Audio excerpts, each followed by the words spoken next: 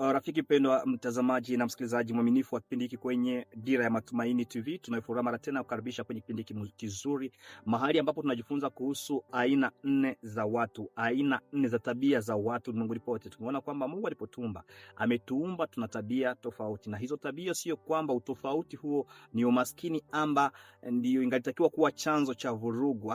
Utofauti huo ambao tumeumbwa nao wa tabia uko pale kwa ajili ya kusaidiana sisi kama sehemu ama viungo vya mwili ya Kristo kanisani, ili kwamba anaikuwa na tabia hii akiongeza kwa tabia ya huyu mwingine, sote pamoja tupate kusaidiana kwa ajili ya kanisa kuenda mbele. Tumezungumzia wa choleric, tumezungumzia wa sanguine na wengine wote, lakini leo tuzungumzie wa phlegmatic.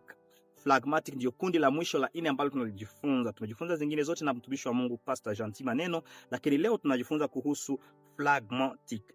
Fungu kuu ni kwenye kile kitabu kile kia Mwanzo 13:8 hadi 9. Neno la Mungu linakuja likisema, Abrahamu akamwambia Loti, na kuomba kusiwe na ugomvi kati ya mimi na wewe, wala kati ya wachungaji wangu na wachungaji wako, maana sisi ni ndugu.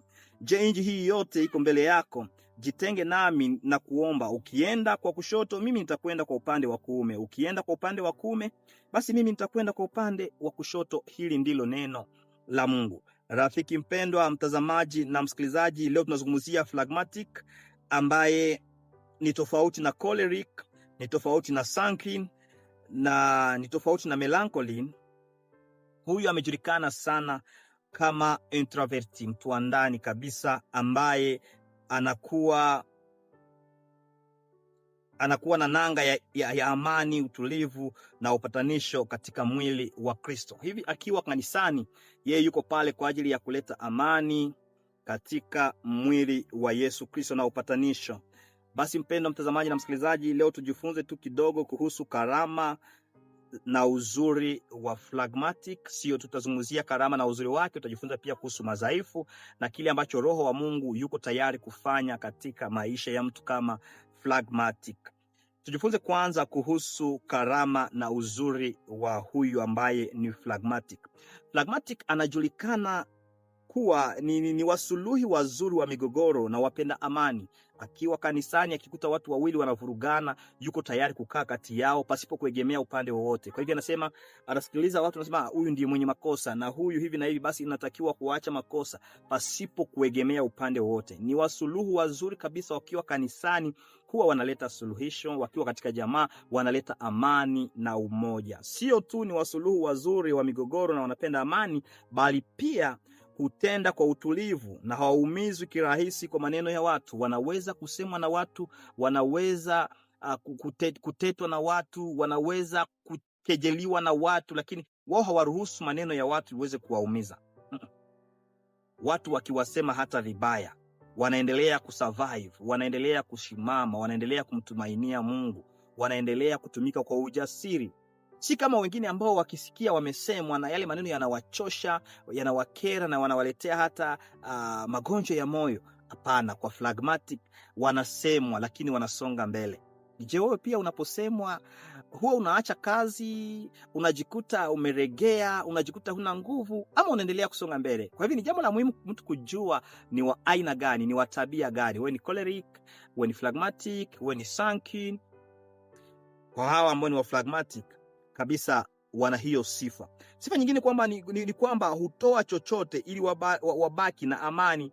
Phlegmatic yuko tayari kupoteza haki yake, iwe ya kifedha ama nafsi yake au mali yake, mradi tu asigombane na watu.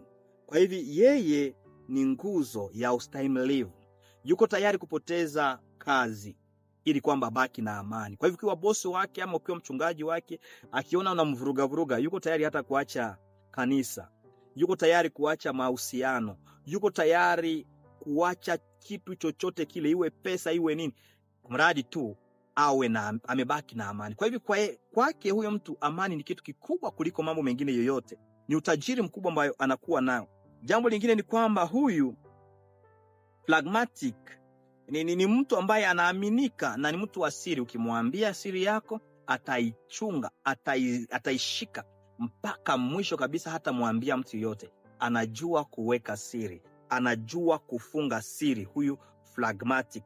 unaweza kumwamini ndio ni mtu wa siri. Akiwa kanisani ukimwambia kitu basi hawezi kuambia wengine. Lakini kuna watu wengine ambao ukimwambia kitu kimoja hawezi kulala usiku kama hajamwambia mtu mwingine. Kwa hivyo hawezi kuweka siri. Kwa phlegmatic wao wanachunga siri vizuri. Lakini kama binadamu wote, sio kwamba wana sifa tu, wana pia madhaifu yao. Miongoni mwa madhaifu ambayo inadaiwa kwa hawa watu ni kwamba ni mabingwa wa kuhairisha mambo ama kufanya ambayo tunaita procrastination. Procrastination ni hiyo tabia ambayo watu wengi wanakuwa nayo.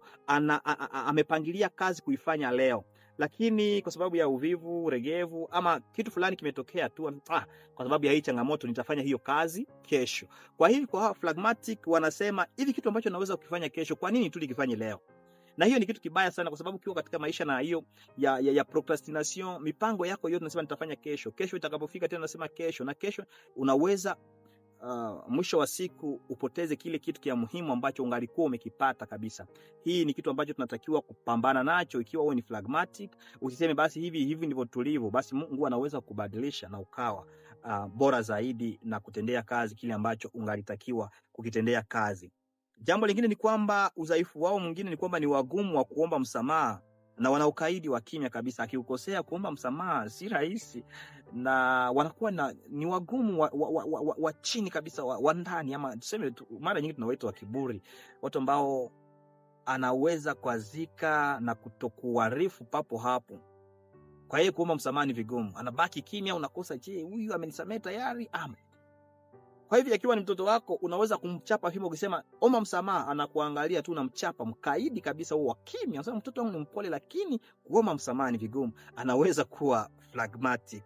Kwa hivyo jambo nyingine ni kwamba hawapendi kusifia kazi za wenzao na ni wepesi wa kukatisha mahusiano. Akimwona mwingine anafaulu kusema hongera, fulani ameweza, siku hizi anakazana. Kwao si rahisi kabisa kumsifia mtu mwingine. Anaona akimsifia mtu mwingine anakuwa amepoteza kabisa. Wanatakiwa kufanyia hiyo kazi, kwa sababu mtu mwingine akifanikiwa itakuwa ni sisi ndio tunafanikiwa. Tunatakiwa kuwa promote ama kushukuru wale kazi ambazo wengine wamezifanya, kama sio sisi, lakini wakiweza basi tuwa